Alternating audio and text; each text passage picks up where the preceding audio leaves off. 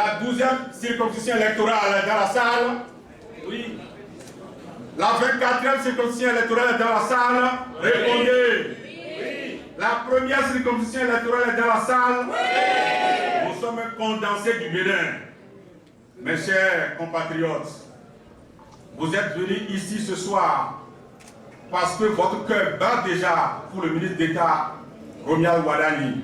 C'est dans une ambiance électrique et devant une foule immense de plus de 600 délégués venus des 24 circonscriptions électorales du Bénin que le mouvement Flambeau commun des Béninois FCB a été officiellement lancé ce samedi 21 mars 2026 à Azalaï Hôtel de Cotonou. Rassembler les citoyens autour d'une vision pour bâtir ensemble l'avenir, c'est l'objectif de ce rassemblement qui a pris l'allure d'une adhésion populaire à la candidature du duo Wada-Intalata. Dans son discours, Moïse Atankleto, président du mouvement FCB, a avant tout remercié tous les militants et sympathisants qui se sont mobilisés pour l'effectivité de la rencontre. Pour lui, le candidat Romuald Wadani, qui a fait ses preuves pendant 10 ans à la tête du ministère de l'économie et des finances, peut bel et bien assumer cette responsabilité avec le même sérieux et la même ardeur. Qui peut bien faire si ce n'est pas celui qui connaît l'ancienne corde pour tisser la nouvelle? Il est vrai que le quotidien des Béninois continue de poser problème et continue de le préoccuper.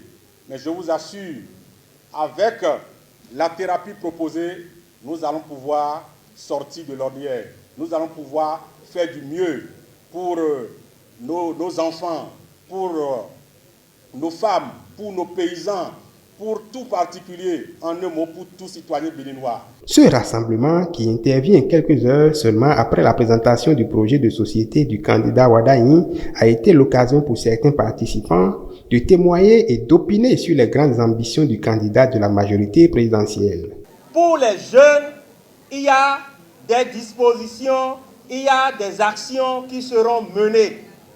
Vous aurez des opportunités. Le boulevard vous sera dégagé encore un peu plus et plus loin encore pour que vous puissiez vous-même créer vos emplois et créer des emplois pour d'autres comme vous. Le président Romuald Wadani, il a insisté sur la jeunesse.